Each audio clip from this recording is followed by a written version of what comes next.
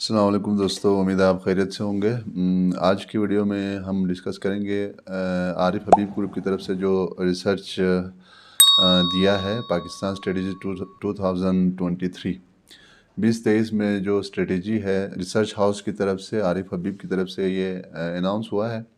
तो ये जो रिसर्च हाउस है इन्होंने जो रिकमेंडेशन किया है इसको हम डिस्कस करेंगे 2023 में स्ट्रेटजी क्या होगा और क्या क्या रिकमेंडेशन है इनके। तो आए हम चलते हैं क्या रिकमेंडेशन है। तो सबसे पहले पाकिस्तान इन्वेस्टमेंट स्ट्रेटजी 2023 के हवाले से इन्होंने अपना एक सिनॉप्सिस है यानी एक थ्योरी इन्होंने दिया है कि जो कि SC100 इंडेक्स है वो 24.5% तक रिटर्न दे सकता है और ये 49,374 पॉइंट्स तक इसमें इजाफा हो सकता है यानी इसको टच कर सकता है दिसंबर 23 तक।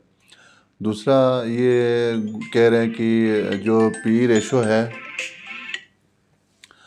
23 के लिए वो 3.8 मल्टीपल होगा जो कि 2008 के मुकाबले में कम है 2008 के फाइनेंशियल क्राइसिस के मुकाबले में। तीसरी जो बात है वो कह रहे हैं कि जो पी रेशो है वो हिस्टोरिकली डिस्काउंट है और 7.9 पे चल रहा है, जबकि अर्निंग जो ग्रोथ है वो 2023 में एक्सपेक्टेड है 11.8% का। उसके बाद फिर हम इकनॉमी आउटलुक की तरफ चलते हैं।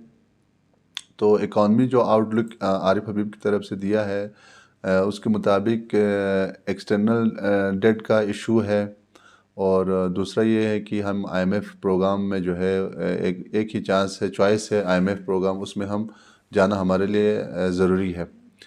उसके बाद एक्सटर्नल डेट जो कि $23 बिलियन 2023 में हमने देना है जबकि $6 बिलियन जो है वो ऑलरेडी पेड हो चुका है और $4 बिलियन जो कि रोल ओवर हुआ है। इसके अलावा मज़ीद रिसर्च हाउस की तरफ से कहते हैं कि जो US $75 बिलियन है फिजिकल ईयर 24 और 26 में देना है पाकिस्तान ने और इसी तरह $103 बिलियन का जो है अगले 3 सालों में रिपेमेंट पाकिस्तान ने करना है। अच्छा, उसके बाद फिर जीडीपी ग्रोथ की तरफ इन्होंने इशारा किया कि एक्सपेक्टेड है 1.78% 2023 में जीडीपी ग्रोथ रहेगा। करंट अकाउंट डेफिसिट जो है वो मज़ीद कम हो जाएगा 7.2 बिलियन तक, जो कि 2% ऑफ जीडीपी बनता है फिजिकल ईयर 23 में। अच्छा जी, उसके बाद आगे लिखते हैं कि लोअर रेवेन्यूज़ और हाई फ्लड की वजह से जो कॉस्ट है वो बहुत ज़्यादा हुआ है और फिजिकल डेफिसिट जो है वो 5 ट्रिलियन तक पहुंच सकता है 2023 में, जो कि 5.9% बनता है जीडीपी का। इसी तरह आगे कहते हैं कि पाकिस्तान जो है वो करंट प्रोग्राम IMF का प्रोग्राम जो है वो उसमें जा सकता है और इसके बाद जो है फिर इन्होंने एवालुएशन दिया है कैसे 100 इंडेक्स के हवाले से इन्होंने एवेलुएशन दिया है जिसमें कह रहे हैं कि जो इंडेक्स है इंडेक्स जो है वो ट्रेड कर रहा है इस वक्त PE रेशो 3.8 जो कि 1% लोअर है 2008 का जो फाइनल क्राइसिस है उससे। फिर मज़ीद 100 इंडेक्स के बारे में कहते हैं प्राइस टू जो बुक रेशो है वो 0.6 और 22% जो है इसमें लोअर है 2008 के मुकाबले में। इसी तरह मज़ीद आगे लिखते हैं कि ऐसी 100 इंडेक्स जो है श्रीलंका का जो PE रेशो है उससे भी लोअर पे ट्रेड कर रहा है। जी, मज़ीद आगे हम चलते हैं सेक्टर के एनालिसिस के हवाले से जो रिसर्च हाउस की तरफ से आया है। इसके बाद हम जो टॉप पिक्स है आरिफ हबीब ग्रुप की तरफ से उनकी तरफ हम जाएंगे। गैस एक्सप्लोरेशन के हवाले से ये कहते हैं कि गैस एक्सप्लोरेशन कंपनीज के हवाले से क्योंकि सर्कुलर डेट अगर इशू डिसबर्समेंट होती है तो इससे ऑयल और गैस एक्सप्लोरेशन कंपनी को जो है प्रॉफिट ज़्यादा हो सकता था। बैंकिंग सेक्टर जो है ये भी हाई ग्रोथ डिपॉजिट की वजह से और इंटरेस्ट रेट की वजह से भी ये लाइमलाइट में है, यानी इसमें एक्टिविटी ज़्यादा होगा। जबकि फर्टिलाइज़र के हवाले से कहते हैं कि जो डिमांड है 2023 में इसका ज़्यादा हो सकता है क्योंकि फ्लड के बाद जो इसका डिमांड है 2023 में वो ज़्यादा होने की वजह से इस सेक्टर में भी एक्टिविटी हो सकती है। सीमेंट के हवाले से कहते हैं कि चूँकि फ्लड के बाद कंस्ट्रक्शन शुरू होनी है, तो इस हवाले से सीमेंट का जो डिमांड है वो बढ़ सकता है, तो इसमें भी आप अच्छे कंपनीज़ को चूज़ कर सकते हैं। पावर सेक्टर में ये कहते हैं कि जो आईपीपीज़ को जो सर्कुलर डेट देने के हवाले से तो इस वजह से भी पावर सेक्टर भी जो है वो लाइमलाइट में रहेगा। ऑयल एंड मार्केटिंग कंपनीज़ के लिए कहते हैं कि सर्कुलर डेट, क्योंकि ये जो मार्केटिंग सेक्टर है उनके भी सर्कुलर डेट बहुत ज़्यादा है, तो इनको भी सर्कुलर डेट इशू से इनको फ़ायदा होगा। ऑटो सेक्टर में कहते हैं कि इंपोर्ट पे जो रिस्ट्रिक्शन लगा हुआ है और डिमांड की वजह से और हाई इंटरेस्ट रेट की वजह से ऑटोमोबाइल की जो सेल्स है और अर्निंग पे ये इफ़ेक्ट कर सकता है 2023 में। ये कुछ सेक्टर के हवाले से इनका रिसर्च था। उसके बाद फिर हम चलते हैं कि जो टॉप पिक्स हैं आरिफ हबीब ग्रुप की तरफ से, वो है जी एक्सप्लोरेशन और एक्सप्लोरेशन सेक्टर में पीपीएल और जीडीसी मारी को चूज़ किया है। बैंकिंग सेक्टर में फैसल बैंक, बैंक अल हबीब, बैंक अल फलाह, मीज़ान बैंक और यूबीएल को चूज़ किया है। सीमेंट सेक्टर में लक्की, मेपल लीफ और फौजी सीमेंट को चूज़ किया, जबकि फर्टिलाइज़र में एंग्रो और फौजी फर्टिलाइज़र को चूज़ किया, जबकि पावर सेक्टर में हबको को इन्होंने टॉप पिक्स में इन्होंने शामिल किया है। उसके बाद फिर हम बाकी जो कंपनीज़ है जिनको इन्होंने चूज़ किया है आरिफ हबीब रिसर्च ग्रुप की तरफ से, तो हम उसकी तरफ चलते हैं। तो ये है जनाब कुछ कंपनीज़ जो कि आरिफ हबीब रिसर्च ग्रुप की तरफ से इन्होंने बाई कॉल दी है, या फिर आप कह सकते हैं कि 2023 में इनको चूज़ किया है इन रिसर्च हाउस की तरफ से। तो सबसे पहले ऑयल सेक्टर में ओजीडीसी है। करंट प्राइस इसका 78.55 है, जबकि टॉप प्राइस जो है दिसंबर 23 के लिए इन्होंने एक्सपेक्ट किया है 137.7। करंटली इनका पीई रेशो चल रहा है 2, जबकि प्राइस टू बुक रेशो भी बहुत कम है, यानी कि इनका जो बुक वैल्यू है वो बहुत ही ज़्यादा है, जबकि करंट प्राइस उसके मुकाबले में कम है। सो ये भी एक अच्छी चीज़ है कि प्राइस टू बुक रेशो कम है। डिविडेंड यील्ड जो है 10.28% इन्होंने दिया है, और साथ में कहते हैं कि high reserve life, historic low multiple और resolution of gas circular debt to rerate valuation, gas tariff hike to improve cash flow. तो ये कैश फ्लो को बेहतर कर सकते हैं जो सर्कुलर डेट का अगर इशू सॉल्व हो जाते, तो ये इस वजह से ओजीडीसी के लिए इन्होंने बाई की कॉल दी है।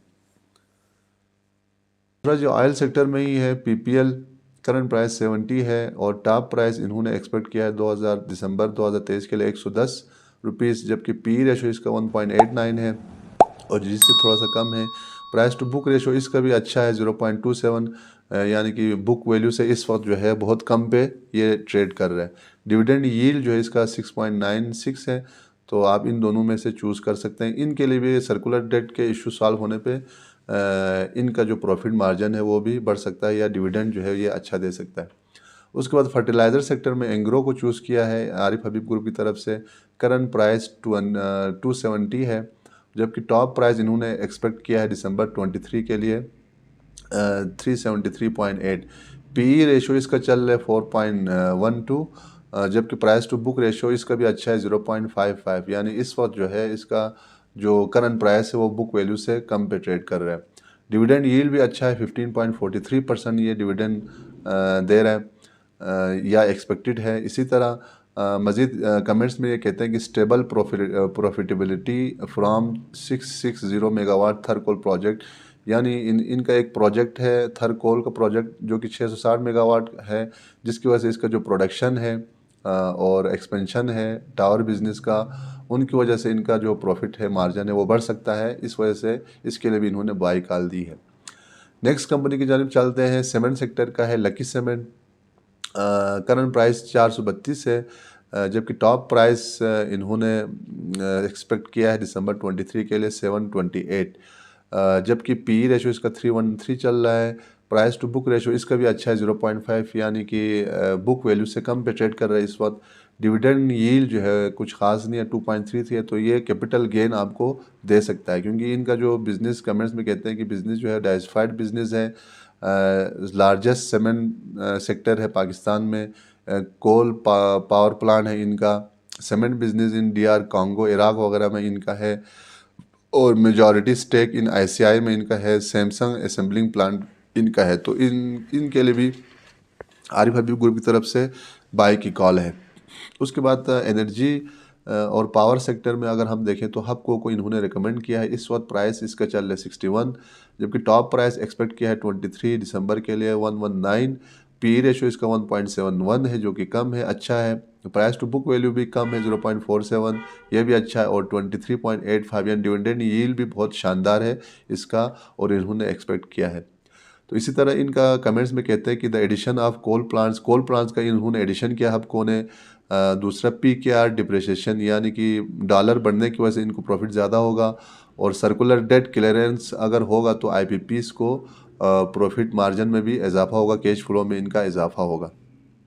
इस वजह से इन्होंने बाई कॉल दी है। तो पावर सेक्टर में इन्होंने हबको को चूज़ किया, बहुत शानदार कंपनी है पावर सेक्टर में। उसके बाद सीमेंट सेक्टर में दूसरी कंपनी एफएफसी है, उसके बाद जो है फर्टिलाइज़र सेक्टर में दूसरी कंपनी है फौजी फर्टिलाइज़र कंपनी। करंट प्राइस इसका 101 है। टॉप प्राइस इन्होंने एक्सपेक्ट किया है 23 दिसंबर के लिए 135।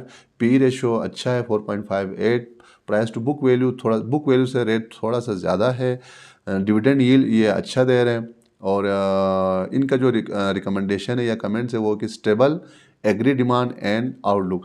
इनका एग्रीकल्चर में जो डिमांड ज़्यादा है और डाइवर्सिफाइड इन्वेस्टमेंट है इनका, यानी बहुत सारे कंपनीज में या सेक्टर में इन्होंने इन्वेस्टमेंट किया हुआ है। इस वजह से फर्टिलाइज़र का जो डिमांड जब बढ़ेगा तो इनको भी प्रॉफिट अच्छा होगा, यानी कि प्रॉफिट मार्जिन भी इनका बढ़ेगा। तो इस वजह से इन्होंने इसको बाई कॉल दिया है 2023 ईयर्स के लिए, 2023 के लिए। उसके बाद सीमेंट सेक्टर में अगला जो कंपनी इन्होंने रिकमेंड किया वो मेपल लीफ सीमेंट फैक्ट्री है, आप सब जानते हैं। करंट प्राइस 21.36 है। टॉप प्राइस इन्होंने एक्सपेक्ट किया 35 दिसंबर 23 तक। इसके बाद जो है पी रेशो इसका 3.9 है। प्राइस टू बुक रेशो भी इसका अच्छा है 0.5 है, यानी कि बुक वैल्यू से हाफ पे ये आपको अभी मिल रहा है। उसके बाद रिकमेंडेशन में इन्होंने कहा कि भाई maple leaf cement factory recently commission है grey clinker line of 7000 metric ton per day, यानी उन्होंने अपना कैपेसिटी बढ़ाया है। उसके बाद जो ये मज़ीद कहते हैं कि एफिशिएंसी बढ़ाने के साथ साथ 7.7 मिलियन टन्स जो है वो ये सबसे बड़ा प्लेयर है नॉर्थ रीजन में। तो इस वजह से जो है आरिफ हबीब ग्रुप की तरफ से स्ट्रांगली बाय रिकमेंडेशन है सीमेंट सेक्टर में मेपल लीफ के लिए। उसके बाद केमिकल सेक्टर में EPCL है, आप सब जानते हैं। करंट प्राइस 44.74 है। एक्सपेक्टेड जो प्राइस है दिसंबर 23 तक 45 है, जबकि पी रेशो इसका 5.6 है। और प्राइस टू बुक रेशो इसका 1.2 है, यानी बुक रेशो से थोड़ा सा ये ऊपर है। और पे आउट रेशो यानी डिविडेंड यील्ड 28.27 है ट्रेलिंग 12 मंथ का।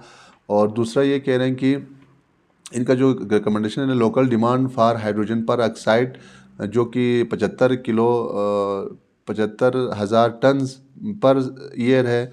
और इसको इन्होंने जिसमें से 60,000 जो है वो लोकली प्रोड्यूस होता है, जबकि बाकी जो है वो इंपोर्ट करता है। टोटल डिमांड में 72% ऑफ डिमांड नॉर्थ का जो है नॉर्थ बेस है, जबकि while remaining comes from south region में से बाकी आ जाते हैं। EPCL has also announce to set hydrogen peroxide. इन्होंने अनाउंस किया कि ये हाइड्रोजन पर ऑक्साइड का एक प्लांट बना रहे हैं जो जिसका कैपेसिटी 28,000 टन है, with N expected capital expenditure of 30 से 35 मिलियन डॉलर का इसका एक्सपेंसेस है। और ये फैसिलिटी करता क्या है, ये 2023 तक आ जाएगा, 2023 में ये एक्टिव हो जाएगा। और ये साउथ रीजन में लोकेट करता है EPCL, so it is likely to replace the imported market. तो ये जो हाइड्रोजन पर ऑक्साइड इंपोर्ट हो रहा था तो उस मार्केट को ये कवर कर सकता है, जो कि 15,000 टन पर एनम है। Addition of hydrogen peroxide business is expected to continue 1.1 rupees per share to the current year 24 earning of EPCL। तो 2024 के अर्निंग में इसका 1.1 पर शेयर जो है ये इजाफा कर सकता है। और इसके अलावा इन आरिफ हबीब ग्रुप की तरफ से जो रिकमेंडेशन है उसके मुताबिक क्योंकि इंटरनेशनल पीवीसी मार्जिन जो है वो बहुत ही कम जा रहा है, जिसके बारे में हमने एक अलग से वीडियो बनाया है ईपीसीएल के हवाले से, उसका लिंक मैं दे देता हूँ, आप उसको भी देख लीजिएगा।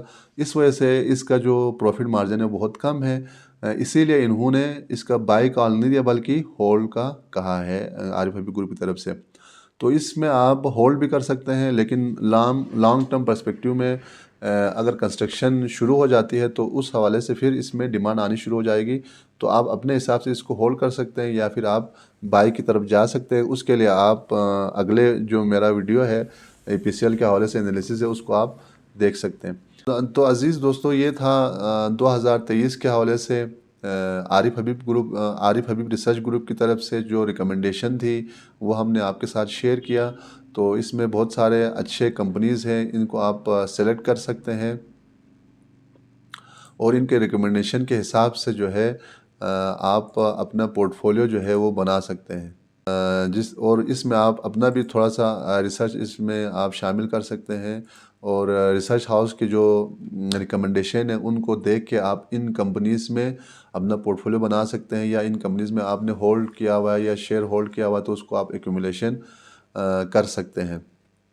तो ये था 2023 के हवाले से रिसर्च हाउस की तरफ से जो रिकमेंडेशन थी आरिफ हबीब ग्रुप की तरफ से, उसको हमने आपके साथ शेयर किया। इस तरह की वीडियोस को मज़ीद देखने के लिए आप हमारे चैनल को सब्सक्राइब करें, लाइक करें और शेयर करें, ताकि आने वाले वीडियोस की नोटिफिकेशन आपको टाइम पे मिल सके। आने वाले वीडियो तक हमें इजाज़त दीजिए, तब तक के लिए अल्लाह हाफिज़।